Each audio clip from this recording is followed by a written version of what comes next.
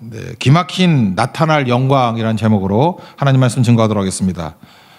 요한복음 6번째 표적입니다. 7가지 표적이 있는데 오늘 6번째입니다. 첫 번째가 가나의 혼인잔치, 두 번째가 왕의 신하의 아들을 고친 것, 세 번째가 베데스다 연못에서 38년 된 병자 고친 것, 네 번째가 오병이어, 다섯 번째가 바다 위를 걸으신 것, 그리고 여섯 번째가 오늘 맹인 고치신 실로암 사건, 그리고 마지막 7번째는 죽은 나사로 살린 거겠죠. 7가지 표적, 기적이 나타나게 된다는 것입니다. 오늘 6번째 내용입니다. 예수님이 어떤 분이냐? 이게 보여주는 건 메시아다 그런 뜻이고 우리에게 눈을 뜨게 만드시는 분이다. 우리 눈을 확 열어주시는 분이라는 거예요. 예수님은. 그래서 예수님은 맹인의 눈을 여시는 분 그런 뜻입니다. 그 맹인의 눈을 뜬다라는 것은 구약에는 한 번도 없었습니다. 그래서 이사야서에서만 2번 나오거든요. 그중에 대표적인 게 35장 5절인데 그때 맹인의 눈이 밝을 것이며 이게 메시아 예언이에요. 메시아가 오시면은 맹인의 눈을 밝게 할 것이다. 구약에서 맹인 눈 뜬 거 없죠? 신약에도 없어요. 예수님이 유일하시다고. 맹인의 눈을 뜨게 하시는 분은 메시아다. 그런 뜻이라는 겁니다. 그래서 눈 뜬 맹인이 나중에 뒤에 보면 예수님에 대한 고백을 할 때 뒤에 한번 보세요. 32절 9장이에요. 오늘 9장 32절 33절 보니까 창세 이후로 맹인으로 난 자의 눈을 뜨게 하였다함을 듣지 못하였으니 한 번도 없었다는 거죠. 이 사람이 예수님이죠. 하나님께로부터 오지 아니하였으면 하나님께로 왔다. 이게 보냄받은 자죠. 실로암이에요. 실로암. 아무 일도 할 수 없으리이다. 실로암이 뭐예요? 하나님께 보냄받았다. 이게 메시아라는 뜻이에요. 메시아. 메시아가 오셔서 우리에게 눈뜨게 하신다. 이분은 메시아다. 그러니까 메시아란 고백이 여기 나오게 된다라는 것입니다. 여기 치유 방법이 특이하죠. 예수님 말씀으로 뭐 고치기도 하시는데 여기서는 진흙을 이겼다 그러잖아요. 6절 7절이 단서인데 이 말씀을 하시고 땅에 침을 뱉다 진흙을 이겨 그의 눈에 바르시고 뭐가 생각나요? 창조가 생각나죠. 예수님은 창조주 하나님이시다. 그러니까 창조할 때 우리 몸을 만드시는 것 마찬가지로 눈을 새롭게 창조하셨다 그런 뜻이고 실로암으로 가서 씻으라 그럴 때 실로암 이름의 단서가 있잖아요. 7절에 실로암 못에 가서 씻으라 하시니 실로암 번역하면 보냄을 받았다. 그러니까 보냄 받았다. 아까도 설명했죠. 어떤 거예요? 시스기야 왕 때 사네립의 군대 아수르 군대가 포위했죠. 포위했을 때 그걸 대비하기 위해서 성 밖에 샘이 있다니까 그거를 기혼샘 그래요. 거기는 물이 있는데 포위하면 물을 갖고 올 수가 없잖아요. 물었으면 죽잖아요. 그래서 사전에 대비한다고 히스기야 터널 지금 남아있다니까요. 얼마 전에 발견이 됐어요. 발견된 지 100년도 안 돼. 발견돼가지고 히스기야 터널 관광지가 돼버렸습니다. 물 흐르는 거 지금들이 걸어 올라가고 그래요. 그래서 마지막에 도달한 곳이 어디예요? 실로함. 그러니까 뭐예요? 그 물은 보냄 받은 생수죠. 바깥에 있는 생수가 성 안에 터져 나오는 거죠. 그래서 기온샘에서부터 실로함 샘까지 터널이 있어요. 그래서 보냄 받은 생명수. 그게 실로함이다. 근데 이걸 알 수 있는 게 뭐냐? 요한복음 17장 3절. 17장은 대제사장의 기도죠. 예수 십자가 지기 전에 가장 긴 기도를 했잖아요. 그게 중보기도인데 대제사장의 기도가 요한복음 17장인데 3절에 영생은 곧 유일하신 참 하나님과 그가 보내신 자, 이게 실로함이에요. 그가 보내신 자 예수 그리스도를 아는 것이니라. 실로암 그랬더니 무슨 암자인자로 그 암자 아니고요. 그냥 보냄받았다라고 하는 거예요. 아침에 보니까 참 답답한 사람들 많은데 어휘력이 너무 딸려가지고 6월절 그랬더니 6월절이 1월달 그랬더니 나 6월달인 줄 알았대. 아유, 나 참 답답해서 그 6월이 아니거든요. 예, 6월절. 사흘이 4일이 아니라 3일이잖아요. 그죠? 이거 어떻게 설명해야 되죠? 저 답답해서 미치겠는데 6월절은 1월이에요. 6월이 아니고 1월이라고 6월달이라서 6월절이 아니에요. 패스오버 넘어갔다 그래서 6월절인데 한자를 모르니까 못 알아듣는 거지. 영어로 할까 그냥 패스오버 그래야 될 것 같아요. 그래서 6번째 표적은 일단은 우리가 맹인이라는 거죠. 맹인인데 예수님이 오셔서 우리를 재창조해 주셨다. 그래서 우리에게 눈을 열어주셨다. 그게 메시지예요. 예수님은 우리의 눈을 열어주시는 창조주 하나님 메시아라는 거예요. 그러므로 오늘 중요한 게 뭐예요? 예수님 믿고 난 다음엔 예수님의 눈을 가져야 된다는 거예요. 예수님의 눈. 그래서 예수님의 눈을 가진 것을 보여주는 게 뭐냐? 이렇게 선입견의 눈 또는 뭐 편견의 눈 이런 걸 없애버리고 그러니까 내 경험과 생각에 한개 묶여있는 눈이죠. 욕기에 의하면. 그런 눈들. 그러니까 욥의 친구들의 눈을 버리고 욥기도 눈 여는 거 아니에요? 실로암이죠. 실로암. 보내심을 받은 자가 우리에게 눈 뜨게 하는 거 아니에요. 믿음의 눈을 여는 거 아니에요. 믿음의 눈. 내가 깨져버리고 하나님 스케일의 눈을 여는 거잖아요. 그죠? 하나님의 시각에서 바라볼 줄 알아야 된다. 진짜 맹인은 그런 거예요. 육체적인 눈도 있지만 영적인 눈이 열려야 된다는 것입니다. 그러니까 예수님의 눈을 가져야 된다. 그런 거죠. 우리 개인적인 선입견들이 많이 있는 것 같아요. 저도 개인적인 선입견이 뭐가 있을까 생각해 보니까 내 경험과 생각에서 뿌리를 둔 게 있어요. 제가 과거에 전라남도 광주 제가 아는 목사님 계시는데 김 목사님이라고 있습니다. 중흥교회 목사님. 근데 그분이 가면 맨날 조개구이 이렇게 사주고 그래요. 조개구이. 난 별로 좋아도 안 하는데 거기 가면 맨날 무슨 조개 이런 걸 먹으래 맨날. 그래서 이렇게 구워 먹는데 벌써 한 20년 됐는 것 같아. 그때 그거 먹다가 탈이 났어요. 제가 배탈이 잘 안 나는데 장염이 났는데 비브리오 폐혈증이래. 비브리오. 그리고 또 뭐 하여튼 의사들도 난 뭘 믿어야 될지 모르겠어. 어디 갔더니 또 노로바이러스래. 뭐가 맞아요? 하여튼 한쪽에서는 하여튼 거기서는 노로라 그랬고 서울 오니까 비브리오라 그러더라고. 하여튼 뭔지 모르지만 하여튼 나쁜 것 같아. 그다음부터 제가 조개구이 안 먹어요.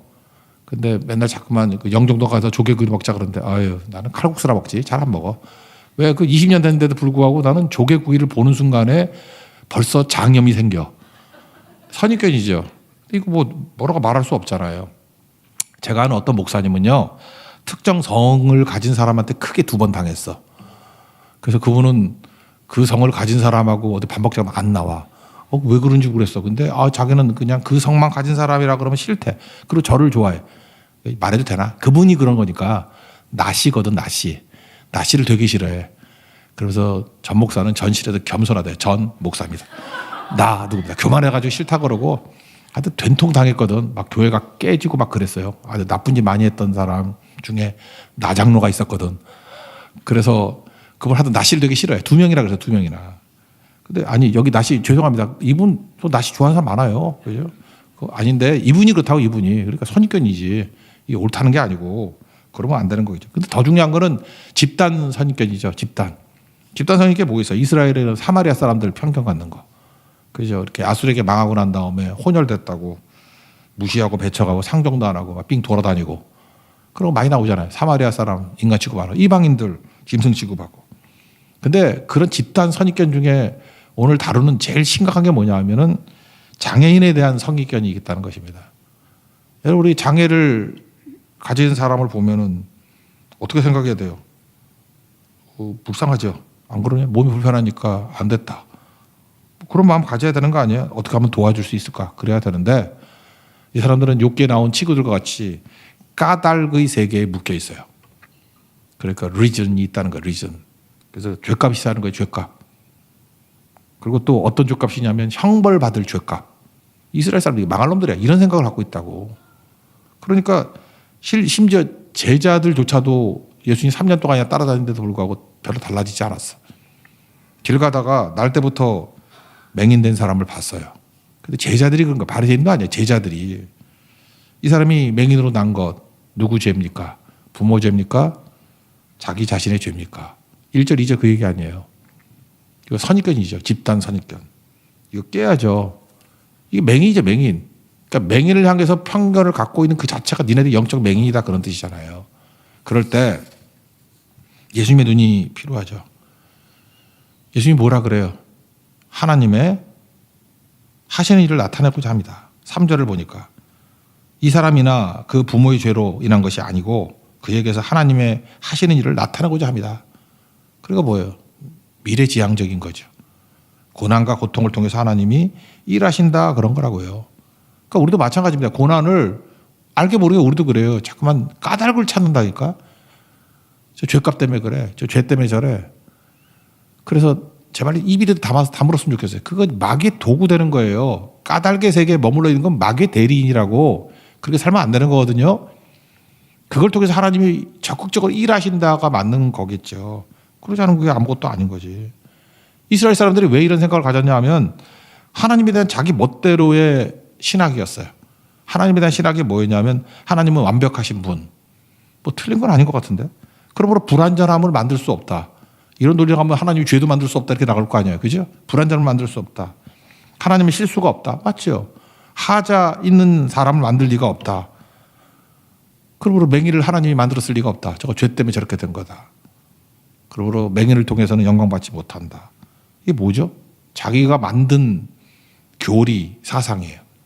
세상에 제일 무서운 놈들이 뭐냐면은 지가 만든 교리, 지가 만든 사상을 가지고 현실하고 맞지 않으면은 자기 사상을 버려야 되는데 사람을 죄인 만들어버려. 사람 무슨 사람 만들어버려. 그거 진짜 악한 마귀의 대리인이거든. 시대마다 그래서 시대마다. 그래서 사람 때려잡고. 요배 친구들이 그랬잖아요. 자기 틀 갖고 해석 못하면은 모른다 그렇게 맞는 건데 하나님의 뜻이 있겠지 그게 맞는 건데 자기가 막 난도질 하잖아요. 우리나라 사람 얘기하면 또 상처 입을까 봐 그냥 외국 사람만 얘기해요. 여러분들 짐 엘리엇 알죠? 에콰도르 가가지고 뭐 선교하다가 도착하자마자 죽은 그 엘리트들. 그게 짐 엘리엇. 짐 엘리엇 아내가 있죠. 아내가 쓴 책이 있는데 전능자의 그늘이라는 책.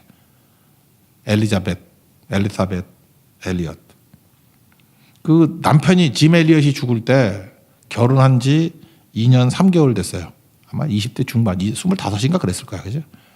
그 대학 동창인데 2년 3개월 됐고 아이가 10개월 된 아이가 있었어요. 그러니까 결혼한 지 2년 3개월에 10살, 10개월 된 아이를 두고 선교를 간 거야. 가자마자 죽었어요. 그러고 난 다음에 엘리자벳이 거기 또 갔어요. 또 갔더니 그 아우카족은 특징이 여자는 안 죽인대. 그럴 줄 알았으면 여자를 보낼 거 그죠?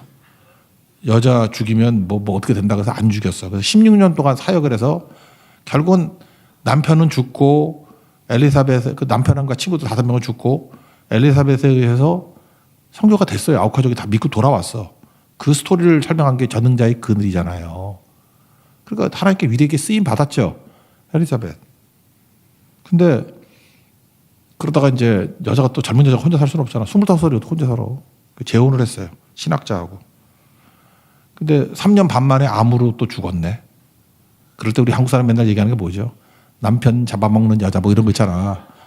저 여자하고 결혼만 하면 다 죽어. 뭐 하나는 순교, 하나는 암으로 죽고. 그랬어요. 근데 그렇게 말하면 안 되지. 근데 크리스찬들 가운데 그 서구 크리스찬들도 그렇게 말하는 사람이 있었던 것 같아. 저 숨은 죄 있다고. 그러니까 저 여자는 만나게만 하는 남편이 좀. 하나님이 그걸 통해 얼마나 영광 받으시는데. 그래서 그 다음부터 암으로 죽고 난 다음에 만난 사람들이 있어가지고 암 환자들 사역 되게 많이 했어요. 전도하고. 아픔이 사명이죠. 그리고 사실 저도 그래. 나도 권하고 싶지 않은데 이제 그만하지. 3번째 결혼을 했어요. 내가 내 동생이라 그러면 하지 말라 그랬을 것 같은데 하여튼 3번째 결혼을 했어. 그 다음부터 사람들이 막 공격을 막 하는 거예요. 그죠? 상처 있고. 근데 그 다음에 또 가정사역 되게 많이 했어. 그러니까 엘리사벳이 보통 여자가 아니에요. 그죠? 이렇게 여러 번 상처 있고 했던 가정들을 돌봐요. 그런데 하나님께서 이 여자의 상처를 다 사용하신 거예요. 그러다가 늙어서 치매에 걸렸네. 그랬더니 사람들이 이제 무릎을 치는 거야. 저 봐라. 남편 3명 잡아먹고 또 그 다음에 자기는 치매에 걸리고. 치매 걸린 게 뭐 죄인가? 치매 걸린 목사님들도 많은데 뭐. 그러면서 마지막 그 사역까지 치매 걸리기 전까지도 사역했고 또 이분 은혜 받았던 사람이 찾아오다가 또 그런 사역이 또 넓어지기 시작했어요. 그래서 제가 볼 땐 그래요. 엘리엇이 쓰임 받았던 내용들을 보면 인생 전체가 다 상처야. 아픔이야. 그래서 사역했다고요. 하나님 그걸 얼마나 미스테리하게 신비적으로 사용하셨는지를 볼 수 있다고. 그러니까 이 얼마나 위대한 인생이에요. 안 한 사역이 없잖아. 근데 다 사역의 내용은 아픔이었다니까. 아픔을 딛고 되게 밝아요, 여자가. 뛰고 사역하고 살리고. 그러니까 여러분들 지금 내가 뭐 부족하다, 남들보다 모자라다 하는 것들이 그 세상 사람들이 뭐 욕을 하든 말든 간에 하나님의 시각, 예수님의 시각을 보라고. 예수님의 눈은 뭐예요? 하나님이 하시는 일을 나타내는 거라고. 그렇죠? 하나님이 하시는 일을 나타내는 거라고. 그게 되게 중요해요. Tomorrow is a mystery. 내일은 신비예요. 한번 생각해 보세요. 두 종류의 사람이 있어요. 한 사람은 사지가 멀쩡해, 건강해. 근데 하나님을 위해서는 한 번도 사용받지 않아. 우리 주변에도 그런 사람이 있잖아요. 건강해, 돈 많고 부자고 한데 뭐 성교도 가본 적이 없고 뭐 예배도 가끔 나오고 기도는 뭐 식기도 중심으로 하고 그게 뭐야 그게? 그게 하나님 영광이 나타나요 거기서? 깜빡깜빡이지 뭐 꺼져가는 등불이지. 반면에 힘든 장애를 안고 있어요. 뭐 어떤 인지 장애를 안고 있는데 계속 찬송을 하는 거야 찬송을. 그 하나님께 영광 받는 거 아니에요? 우리 그런 사람 얼마나 닉 부이치치 사지가 없는데도 불구하고 아니 사지 있는 우리보다 저는 팔다리가 다 있는데 수영 못하는데 닉 부이치는 수영하잖아. 난 부끄러워 죽겠어. 죽고 싶어 진짜 수영도 못하고. 그렇잖아요. 강용우 박사 맹인인데 최초의 맹인 얼마나 많은 말씀을 증거하고 영혼들을 죽게 이끌었습니까? 헬렌 켈러 말할 것도 없고 우리 또래 송명희 시인 뇌성마비인데도 불구하고 시 쓰고 뭐 찬양하고 영광 돌리고 이게 되게 중요한 거죠. 얼마나 크게 쓰임 받는 거예요. 여기 이제 부모의 죄 그랬는데 부모의 죄가 아니라 이렇게 장애를 입은 부모들이 하는 일들을 보면서 하나님의 영광이 될 때가 너무너무 많아요. 미국 어떤 교포 가정 이야기인데 그러니까 이 장애를 갖고 있는 부모의 모습을 통해서 하나님의 모습을 발견하는 거예요. 하나님의 사랑이 뭔지, 하나님의 긍휼이 뭔지 그런 거 있잖아요. 왜냐하면 하나님의 사랑이 헤세드, 신약에서는 아가페 그러잖아요. 주는 사랑 아니야, 주는 사랑. 우리 앞에 계신 선생님도 특수학교 선생님이시죠. 특징이 뭐예요? 이렇게 장애 입은 학생들을 가르치다 보면은 무지 힘들어. 근데 그 사랑이 하나님 사랑을 너무 닮았어. 주기만 하는 사랑이잖아. 고맙다는 말도 안 하잖아. 그죠? 잘해주면 때리잖아. 막 힘들고 막 허리 나가고. 그러니까 하나님 사랑이에요. 하나님 사랑. 하나님 사랑을 그대로 느끼는 거고. 그리고 또 하나는 진짜 감사 많이 해요. 뭐 사실 멀쩡한 사람들은 감사 안 해. 뭐 진짜 만 가지 은혜를 받았는데도 불구하고 맨날 원망불평하다가 광야에서 죽은 이스라엘 백성과 똑같아. 근데 아무것도 아닌 거 감사해요. 그 미국 교포 가정 얘기인데 이 아이가 내가 정확히 기억이 안 나요. 근데 뭐 어떤 장애인지는 잘 모르겠어. 하여튼 장애를 입은 애예요. 근데 부모들이 이제 한인들이 바쁘잖아요. 그러니까 엄마 아빠가 이제 출근하고 아마 그 언니가 좀 누나겠지. 남동생이니까 좀 컸는가 봐요. 그래서 스쿨버스 오면은 태워줘라. 그래서 엄마 아빠는 이제 출근하고 누나가 그 어린 장애를 입은 동생을 스쿨버스까지 태워주는 역할. 그러면 그다음부터 이제 하니까 이제 거기까지 하는 거였는가 봐요. 근데 이 언니가 늦잠을 잤네. 늦잠을 자가지고 동생 학교 보내는 거 놓쳤다. 그래서 후다닥 갔는데 늦잠 잔 건 또 놀랄만한데 집을 뒤져봤더니 동생이 안 보이는 거야. 더 큰일 났죠. 그래서 막 울고불고 난리가 나서 혹시나 몰라가지고 학교에 전화를 걸었더니 동생이 스스로 아무것도 못하던 애래요. 근데 누나 깨우느니 얘가 아파서 자니까 에이, 믿을 놈 하나도 없군. 그러고 지가 기어 나가서 스쿨버스 타고 학교에 가 있더래요. 이게 그 집안에서는 기적이라는 거야, 기적. 얘가 스스로 할 수 있으면 그거 해주겠어요? 스스로 할 수 없는 것들을 누나가 늦잠 자는 바람에 얘가 기능이 생겨가지고 자기가 걸어서 스쿨버스까지 가고 타고 갔다가 왔대요. 이것 때문에 감사하고 기적이라 그러고 눈물 흘리는 것. 이게 미스테리 아니에요, 미스테리? 여러분 자녀가 스쿨버스 타고 학교 갔다고 기뻐하고 감사 헌금 드릴 사람이 누가 있어? 근데 이것까지 감사잖아요. 어떤 집은요, 우리 그러잖아요. 애가 공부도 잘해. 좋은 학교 다녀요. 근데 뭐 1등 못했다고 막 한숨 쉬고, 명문대학 못 갔다고 한숨 쉬고, 대학은 갔는데, 직장도 좋은 대학 갔는데 뭐 직장이 어렵다고 툴툴거리고, 기도 주목한테 저한테 갖고 나왔는데 뭐냐면 직장 상관이 미워 죽으니까 저거 이직하게 해달라고. 그게 기도 제목이고. 근데 반대 가정이 있어요. 장애를 입고 있는 가정도 보면 애가 걸었다고, 한 발 걸었다고 감사하고요. 말 한마디 했다고, 아빠 엄마 말했다고 감사하고, 어떤 집 화장실 갔다고 감사하고, 양치질 했다고 감사하고. 은혜 찬양이 생각나요. 당연한 거 하나도 없고 모든 것이 은혜래. 모든 것이 감사래. 지금 제가 두 가지 예를 들었어요. 누가 하나님께 영광 돌리고 있어요? 후자죠. 어머니, 우리 헨리 마틴 얘기를 했잖아요. 하나님의 성품을 묵상하는 것보다 더 가치 있는 일 없다고. 저는 이렇게 주기만 하는 사랑, 이런 자녀를 키우는 가정의 부모를 보면서 제가 몰랐던 하나님의 사랑을 보게 돼요. 아, 저게 하나님의 사랑이구나. 하나님의 긍휼이구나. 배운다니까요. 그리고 영광이 저런 거구나. 그러고 깨닫죠. 하나님이 하나님 속성을 처음 알려준 게 출애굽기 34장 6절이잖아요. 우리 출애굽기 강의할 때 다 들었죠. 그때 하나님이 5가지로 본인을 말씀하세요. 나는 여호와다. 하나님이 스스로를 묘사한 거예요.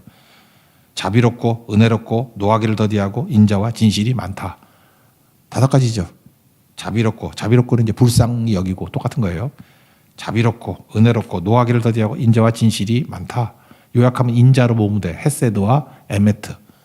하나님은 사랑과 진실, 은혜와 진리. 요한복음 그렇게 나오죠. 이게 어디에 설명이 나오냐 하면 2가지 해석이 돼 있어요. 하나가 시편 103편에 나오잖아요. 8절. 여호와는 긍휼이 많으시고 은혜로우시며 노하기를 더디하시고 인자하심이 풍부하시도다.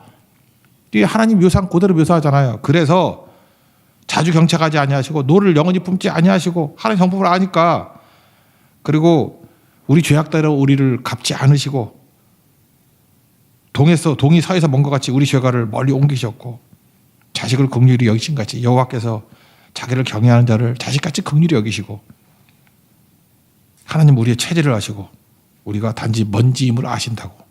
그래서 우리를 사랑하시고 붙들어 주신다고. 이 말씀이요, 나는 시편 103편 8절부터 14절까지 내용을 성경 읽고는 잘 이해를 못했어. 근데 자녀를 키우는 그 부모님을 보면서 이해가 되더라니까. 아, 이거구나 하나님이. 그러니까 하나님의 영광은 부모 죄가 아니라 부모가 드러내는 영광이 있고, 자신의 죄입니까가 아니라 이 맹리 자신을 통해서 하나님의 영광을 드러내자. 예수님을 드러내잖아요. 그게 신앙입니다. 요즘에 보면은요, 사람들마다 그래. 요즘에 의가 뭐죠? 자기 의에 사로잡혔다는 건데, 나 요즘에 대치동 이런 데 가보면 짜증나서, 애가 대학 잘 가고 하면 그게 그 엄마의 의야. 성공했대. 내가 애 좋은 대학 보냈대. 그러면 좋은 대학 못 보내는 엄마의 불의인가? 그래, 그렇게 해서 다 잘났다고 합시다. 잘나고 자기의. 하나님 앞에 쓰임받은 게 뭐 있냐고. 하나도 없지. 잘났다 하다가 광에서 다 뒤질 놈들이지. 반면에 우리 인생 가운데 고난과 아픔과 어려움이 있어요. 근데 그 하나하나를 통해서 부모는 부모의 영광이 있고요. 자녀는 자녀의 영광이 있고. 그게 실로암의 메시지라는 것입니다. 예수님 만나면 그런 일이 벌어지게 된다는 거예요. 역전이 드러납니다. 저는 우리 성도들 옛날에 그랬어요. 이렇게 고난당하고 그러면 기도하면서 고난 벗어나게 해달라고. 물론 그것도 기도합니다. 근데 질병 가운데 있고 고난 가운데 있고 아픔 가운데 있고 또 잘 나가는 것도 있고, 저는 항상 기도가 그거예요. 이걸 통해서 주님 영광이 되게 해주세요. 여러분 삶의 모든 게 다 영광의 재료입니다. 믿습니까? 영광 되게 해주세요. 그죠? 결혼 일찍 했어요. 결혼 일찍 해가지고 요즘에 우리 애 많이 낳는 사람들도 막 오더라고. 우리 교회는 교회를 다산교회로 바꿔야 되겠어. 애를 많이 낳아. 그러면 일찍 결혼했으니까 애 많이 낳아가지고 영광 돌리게 해주고 그것도 영광이 될 수 있는 거죠. 또 늦게 결혼해가지고 아이도 안 생기는 집도 있고 그래. 근데 그걸 통해서 또 하나님께 영광 돌리는 게 있더라니까요. 근데 우리 교회에서 꼭 굳이 그런 데 아닌 게 다른 교회에서 보니까 또 입양을 해가지고 안 하면 말지 뭐. 그래서 입양만 내가 6명 하는 사람 봤어. 부산에 있는 분인데 목사님 가정이거든요. 애가 안 생겨. 늦게 결혼해서. 그러니까 목사님은 45, 사모님은 47인가 2살 더 많아. 그러니까 안 생기는 게 아니라 안 생길 걸 알고 했겠지. 근데 그 커트라인에 걸렸대나 입양도 나이가 좀 있더라고. 그래서 이렇게 입양하고 하는 것들이 있더라고요. 그 하나님의 영광을 또 그렇게 돌리더라고. 모를 일이잖아요, 우리가. 그리고 우리 있는 현실 속에서 잠깐 탓하고 원망하지 말고 하나님께서 내게 이 모습을 통해서 사명을 이루고 영광 돌리기를 원하신다. 그걸 꼭 붙드는 하나님의 종되기를 바랍니다. 그게 눈이에요. 예수님의 눈. 그리고 또 하나의 예수님의 눈은 뭐냐? 우리의 필요한 거, 공과 고의 하나님이라는 거예요. 필요한 거 채워주시는 하나님이라는 거예요. 1절을 보시면 예수께서 길을 가시다가 날 때부터 맹인된 사람을 보신지라. 누가 봤어요? 주어가. 예수님이 보신 거죠. 매튜 헨리라고 있습니다. 매튜 헨리 주석은 평신도들이 보기 좋은 주석이에요. 매튜 헨리 주석. 그 옛날에 되게 쌌는데. 매튜 헨리. 아니면은 그 인터넷에 떠 있지 않나? 그 매튜 헨리 주석 그러면 아마 떠돌아다닐까. 아마 이진우 목사님한테 달라 그러면 아마 복사판인가? 그러면 안 되나? 모르겠다. 하여튼 합법인지 어떤지 모르겠는데 매튜 헨리 주석 같은 거를 좀 보세요. 평신도들이 보기에 너무너무 좋아요. 아주 전설적인 주석이야. 되게 쉽게 된 주석이거든요. 매튜 헨리. 이 부분을 이렇게 얘기했어요. 맹인이 예수님을 볼 수 없기 때문에 예수님이 먼저 보셨다. 난 이 해석이 너무 마음에 와닿더라고. 맹인은 볼 수 없잖아요. 우리가 할 수 없잖아요. 우리 무능하고 부족하잖아요. 우리가 뭘 못하잖아요. 그러면 안 되는 게 아니라 예수님이 먼저 하신대. 우리가 못 보니까 예수님이 먼저 보셨대. 그래서 1절을 그렇게 해석했더라고. 예수님이 먼저 보셨다. 우리가 볼 수 없기 때문에. 예수님이 우리가 할 수 없는 무능자이기 때문에 하실 일이 뭐예요? 우리가 보려고 그러면 두 가지가 필요하죠. 시력 회복. 우리 창세로부터 눈먼 자가 눈 뜬 적이 없다 그랬죠. 예수님이 그의 눈을 보게 만드시고. 눈만 떠졌다고 되는 게 아니죠. 그 다음에 빛을 비추어 주신다고. 그게 실로함이에요. 예수님에게 우리에게 필요한 것들, 하드웨어를 주십니다. 눈을 열어주시고. 그 다음에 볼 수 있는 조건, 빛을 비춰 주시는 분이에요. 그게 생명의 빛이라고. 우리가 예수님의 빛이 없이는 살 수가 없는 거죠. 그 빛이 뭡니까? 나는 버림받은 사람이야, 쓸모없는 사람이야, 가치가 없어. 그게 아니고 내가 얼마나 존귀한 자인지, 내가 얼마나 가치 있는 자인지. 우리 잘 쓰임 받잖아요, 이렇게. 그래서 하나님 나라의 영광이 된다라는 것입니다. 마귀의 눈은요, 항상 까닭과 이유를 찾아요. 그래서 정죄하고. 제발 그 눈, 그 맹인이야, 맹인. 예수 오래 믿어도. 예수님의 눈이 열려야 된다는 것입니다. 그래서 내가 얼마나 하나님 앞에서 귀중한 자녀이고 백성인지 은혜의 눈이 열리고 뭐든지 당연하게 여기지 말고 감사를 여기고 그런 거죠. 이 맹인이 눈 뜨고 난 다음에 그 사람들이 물어요. 또 누가 뜨게 했냐? 그랬더니 아까 얘기했잖아요. 이 사람이 하나님께로부터 오지 않았다. 메시아가 아니라 그러면 이런 일을 할 수 없습니다. 그래서 메시아 고백을 하잖아요.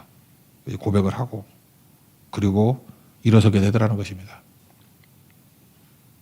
하나님의 은혜 가운데 우리도 주님께서 우리의 필요한 모든 것들, 내가 모르는 것들조차 공급하시고 가르치시고 고쳐주시는 하나님을 믿고 예수님만 믿고 의지하면 모든 것이 다 공급이 됩니다. 불기둥과 구름기둥 의지하면 보호도 해주시고 인도해도 해주시면 믿습니까? 그거 믿고 나가면 최고가 될 수 있다라는 것입니다. 이런 사람이 뭐 바울도 그랬잖아요.